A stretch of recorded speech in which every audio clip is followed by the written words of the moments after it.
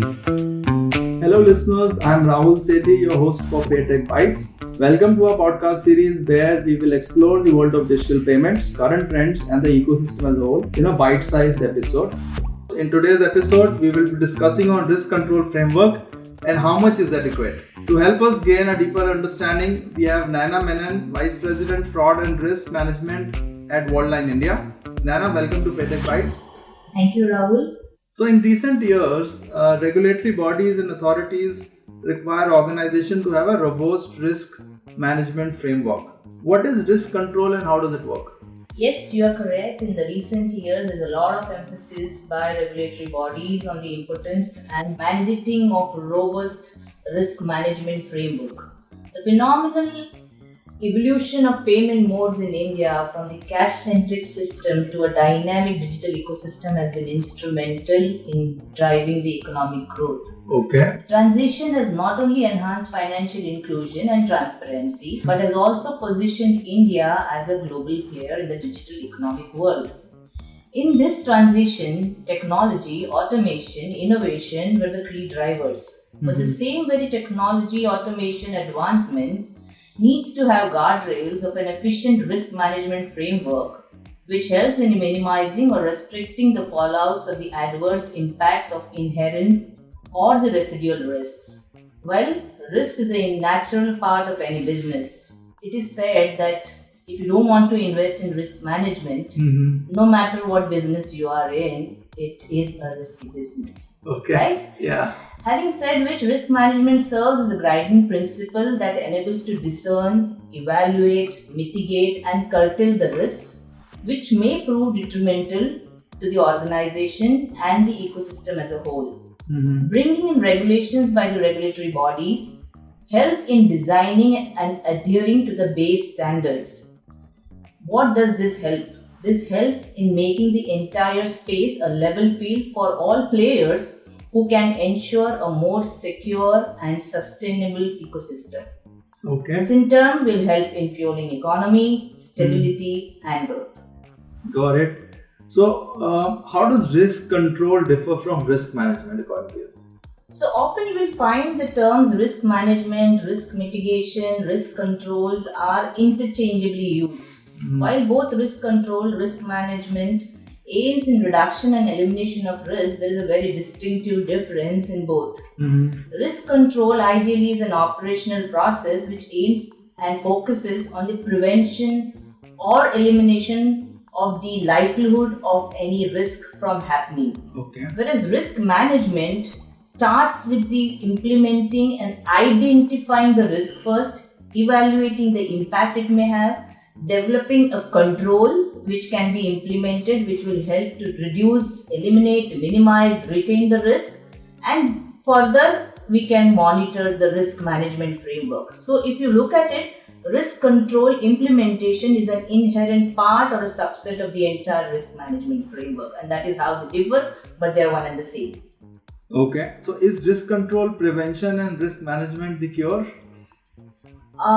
Prevention and cure, it depends upon what kind of risk are we looking at. See, there are situations wherein you can completely eliminate a risk. But at the same time, implementing a very restrictive control should also take into account what is the kind of impact it will have on the entire process that we're looking at.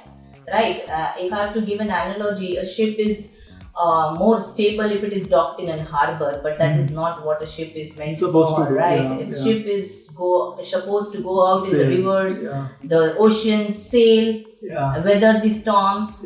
So risk management and risk control needs to have a balance, identifying risk, putting controls which will not act as a deterrent but will act as a catalyst for the organization's growth statements. Got it. So can companies eliminate all risk through risk control, and how do companies identify emerging risk? It is pertinent to note that there are very few scenarios or seldom situations where an identified risk will get completely eliminated, because that will try and implement a more restrictive controls which may not go ahead or align with your business strategic goals. So, for an example, in a payment industry, the major risk which industry is currently facing is the fraud risk, the cyber security risk, and AML risk or information security risk. So, all this put together, there is a requirement to develop a managemental kind of a framework, which is a policy level statement, right? And implementing those controls which are more from the operational aspect. Now, the way you have to look at it is, if you implement a control, how do you identify the efficiency of it? You can do it only by a continuous assessment of how the controls are phasing. Similarly, that will help you to identify something which has already been, established and which you're monitoring. Now, what is an emerging risk? Emerging risk is something which is the organization may have not faced, or the knowledge is not available how to control that particular risk. Sure. The ideal way to control emerging risk, because if not attended to, it can become difficult in assigning the ownership and then assessing the impact of that emerging risk. The ideal way to address this is look at a framework wherein you can strategically put that particular risk into either your regulatory governance framework or your operational governance framework or your framework wherein you take care of the technology and the information security risk. This way, once the risk ownership is been attributed, then the respective controls and the ownership implementation becomes very easier, and you can then make it kind of an assessed program which will help you to define how to then put it into a regular assessment program. Got it. Pretty heavy, but I got it. Yeah. So, in the closing thoughts, what are your final thoughts that you would like to share with the listener?